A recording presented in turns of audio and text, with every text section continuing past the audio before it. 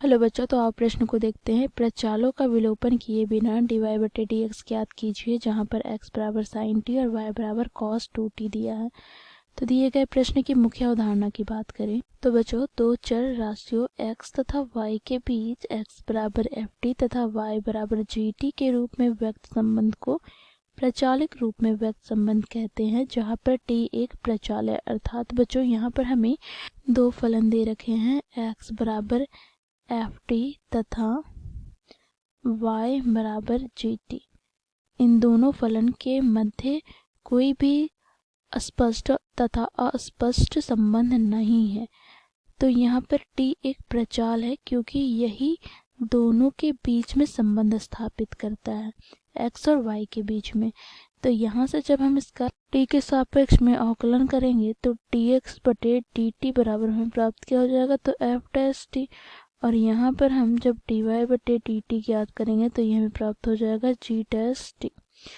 तो बच्चों देखो, हम जब dy/dx ज्ञात करें तो ये हमें प्राप्त हो जाएगा क्या, तो देखो dy/dt गुना dt/dx, अर्थात इसे हम लिख सकते हैं, देखो g' बटे में f'।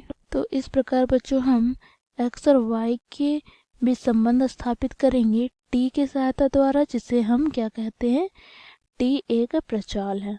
ठीक है। साथ ही बच्चों, यदि हम यहाँ पर साइन थीटा को थीटा के सापेक्ष में अवकलन करें तो ये हमें प्राप्त होता है कॉस थीटा के बराबर, और जब हम कॉस थीटा को थीटा के सापेक्ष में अवकलन करते हैं तो ये हमें प्राप्त होता है माइनस साइन थीटा के बराबर। ठीक है।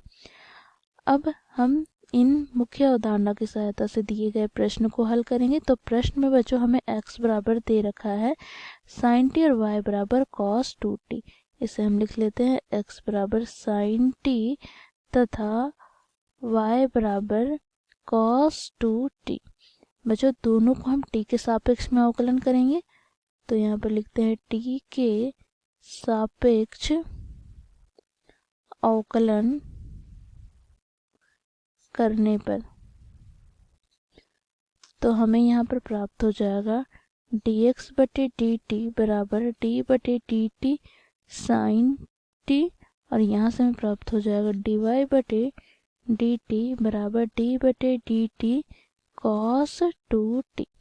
बच्चों देखो, यहाँ से sin t को हम t के सापेक्ष में अवकलन करें तो ये हमें प्राप्त हो जाएगा क्या, तो ये हमें प्राप्त हो जाएगा cos t, मुख्य अवधारणा की सहायता से। ठीक है।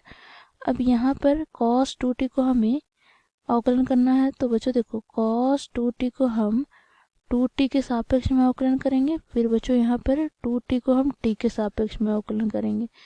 तो बच्चों यहाँ पर हम लोगों ने श्रृंखला विधि द्वारा इसका अवकलन किया है, तो यहाँ से 2t का t के सापेक्ष में अवकलन हमें 2 प्राप्त होगा, और यहाँ पर cos 2t का 2t के सापेक्ष में अवकलन हमें प्राप्त हो जाएगा माइनस साइन 2t। तो यहाँ से माइनस बाहर आ गया, यहाँ पे साइन 2t।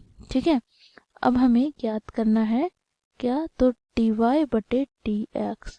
तो इसे हम क्या लिख सकते हैं, तो dy/dt गुना dt/dx श्रृंखला विधि द्वारा। ठीक है। तो dy/dt अभी हम ज्ञात किया है माइनस 2 गुनी साइन 2t, तो इसे हम लिख लेते हैं यहाँ पर माइनस 2 गुनी साइन 2t बटे में dx/dt क्या हो जाएगा, तो ये हम लोगों ने ज्ञात किया बच्चों cos t। ठीक है। तो ये हो जाएगा हम dy/dx का मान, अर्थात दिए गए प्रश्न का उत्तर।